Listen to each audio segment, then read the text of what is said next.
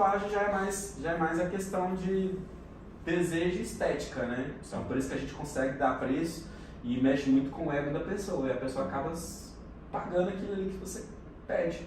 Pela sua demanda, pelo seu trabalho, pela qualidade de trabalho ali que você oferece, ou até mesmo vamos dizer, pelo hype que você tem ali no meio. Sim.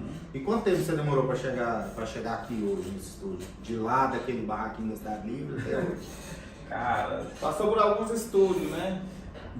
Então, o primeiro estúdio que eu passei foi nos meus primeiros 3 meses, depois que eu fiz um curso, que eu vou até dar os créditos aqui pro estúdio, foi o House Tattoo, dos primeiros estúdios que me acolheu como aprendiz. Então eu fiquei 3 meses ali como aprendiz, aprendendo tudo, e depois que eu terminei esse período, precisava ganhar dinheiro, né?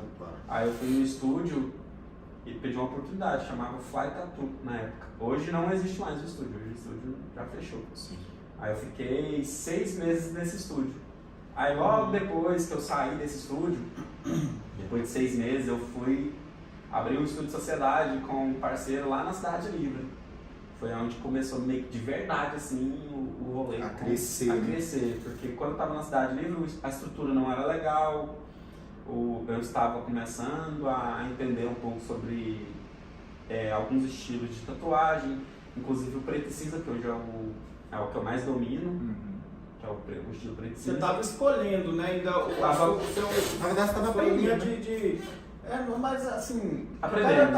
Estava aprendendo, cada tatuador tem uma linha que vai seguir, né? E aí você estava aprendendo o seu estilo que eu me identificava no preto e cinza porque eu já desenhava. Então eu já fazia foto, já conseguia reproduzir uma foto no grafite, no lápis e no papel. Na verdade você já sabia meio o tom que você ia usar, né? O preto e cinza, né? Isso.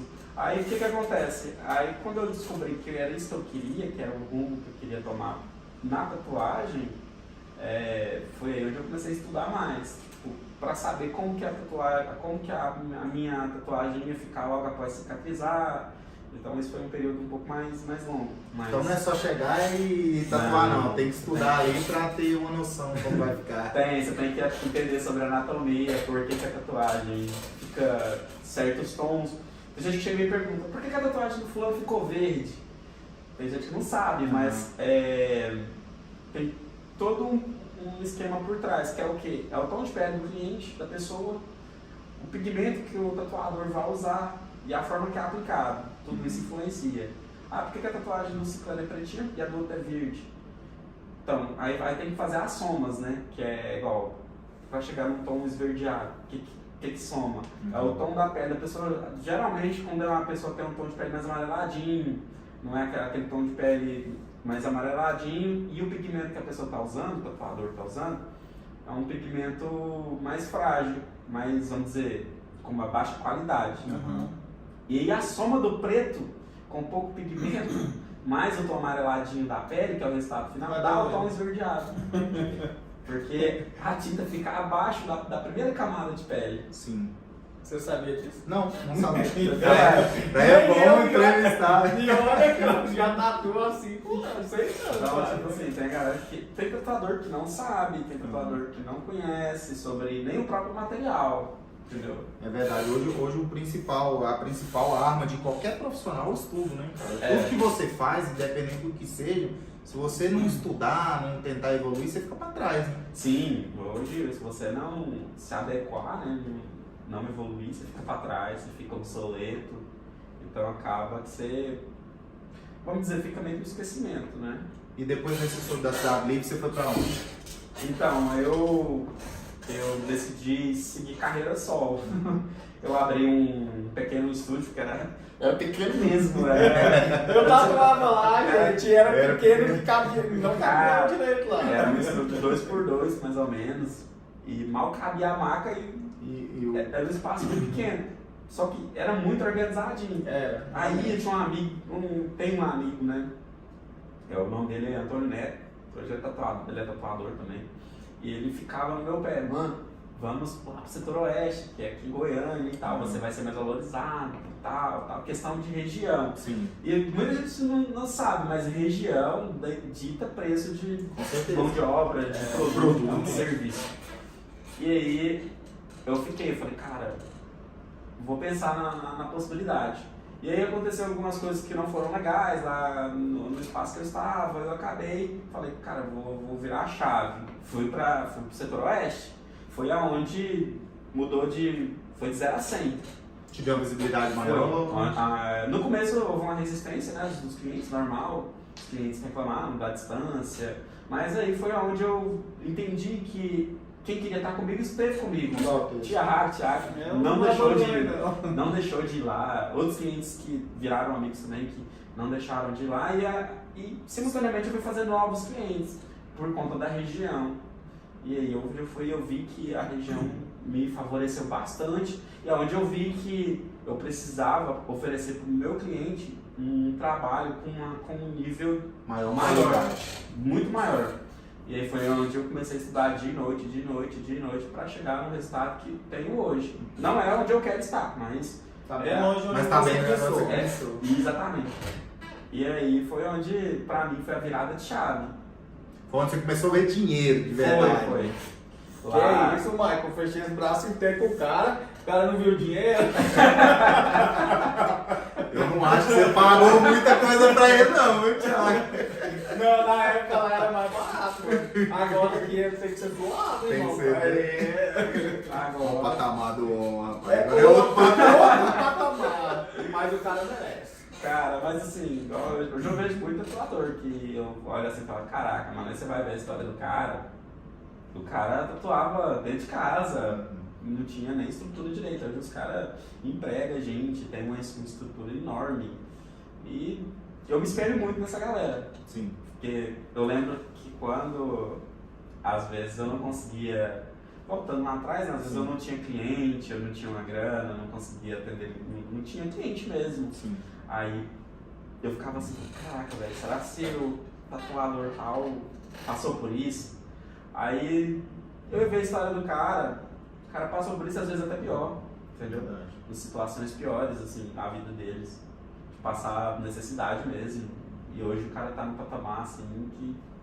O patamar que você quer chegar. Exatamente. Até passar, né? Porque Então, esse é o limite. É o limite. Não vai longe não, Francisco. Hoje você já ajuda pessoas, velho. Sim, a gente Já emprega pessoas. Ué. Você tem uma pessoa já com você que você já tá conseguindo ajudar outras pessoas, que também tá no começo e às vezes tava até com dificuldade para outras coisas. É engraçado isso aí, assim, igual. Às vezes a gente pensa que a gente não é observado, e a gente é observado, tem gente que se espelha em você, por isso que a gente não desiste do rolê. Você tem que ser o exemplo, né? É verdade. A gente, quando a gente chega num certo patamar, é o que a gente até falou no episódio passado, a gente que chegou num certo nível, a gente tem a obrigação de passar isso para outras pessoas e mostrar que elas também são capazes de chegar onde a gente está, né? Sim. E essa história sua, Francisco, é bom porque tem pessoas que estão começando agora. E tem muitas pessoas no seu Instagram, na sua linha de redes sociais, que olham assim e falam, nossa, mano, será que um dia eu vou estar no nível do Francisco? E tem pessoas desse jeito. Igual a gente resume isso, igual você falou mais cedo, você chegou e falou, quanto tempo, cara, tá na área? Eu falei, 6 anos. Não, pra mim, 6 anos é pouco. Porque, tipo, de 3 meses pra 1 ano, rolou muita água, né? Por exemplo, vou dar um exemplo. Eu ia pro estúdio, não tinha cliente pra mim atender, eu ia pro estúdio desenhar, praticamente. E expor meu trabalho, né? Na internet, na época eu tinha só o Facebook, não tinha o Instagram na época. O Instagram veio bem depois. Eu comecei a ter contato com o Instagram logo após. E não tinha cliente, e eu ia sem grana, cara. Eu ia de ônibus, chegava no estúdio, ia desenhar. Na hora do almoço, o almoço era um cafezão puro. Às vezes um pão de queijo com café. Que o café sempre levava, até hoje eu trago café pro estúdio.